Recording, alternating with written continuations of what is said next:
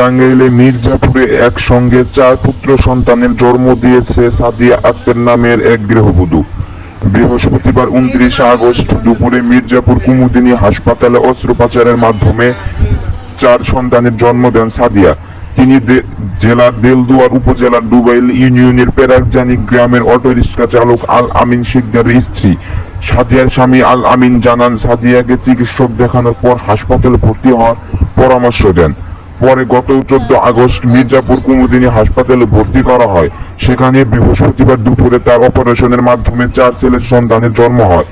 এক সন্তানকে বেডে মায়ের কাছে দেওয়া হলেও বাকি 3 ছেলেকে নিবিড় পরিচর্যা আইসিইউ কেন্দ্রে রাখা হয়েছে। বর্তমান মা ও সন্তানেরা সুস্থ রয়েছে। হাসপাতালের চিকিৎসক প্রফেসর ডক্টর শাহানিয়াজ খান অপারেশন করেন, তবে এখনো সন্তানের কোনো নাম দেওয়া হয়নি। মির্জাপুর কুমুদিনী হাসপাতালের এসডিএম অনিমেষ ভৌমিক জানান, দুপুরে ওই গৃহবধূ 4 সন্তানের জন্ম দিয়েছেন।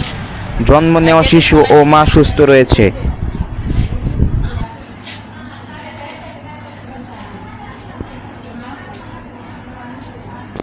একটু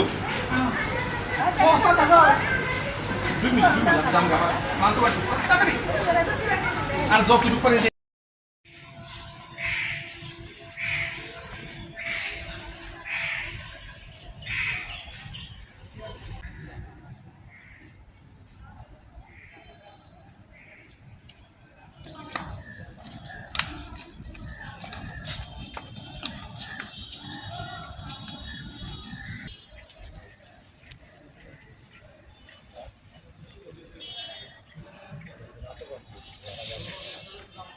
আমার বোন, আমি এলো সবার বড়।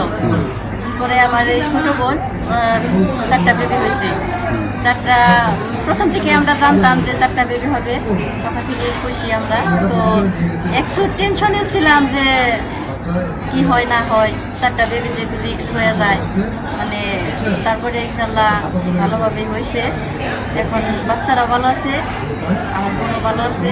সবাই আমাদের জন্য দোয়া করবেন, বাবুদের জন্য দোয়া করবেন। আমি বাবুর খালু হই, আলহামদুলিল্লাহ আমার থেকে খুব খুশি। আমার আল্লাহ বাচ্চা দিছিল কিন্তু নিয়ে গেছে গা, ইয়াতে আমি এদের বাচ্চা দিছে, ইয়াতে আমি খুব খুশি।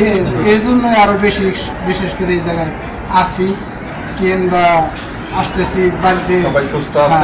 বাবুর খালাও আছে, বাচ্চা সবাই সুস্থ, একের সাথে আছে, দুজনে নিয়ে আছে। 4টে ছেলে। কি হয়েছে? মিষ্টি খাওয়াই না, ইনশাল্লাহ খাওয়াবো।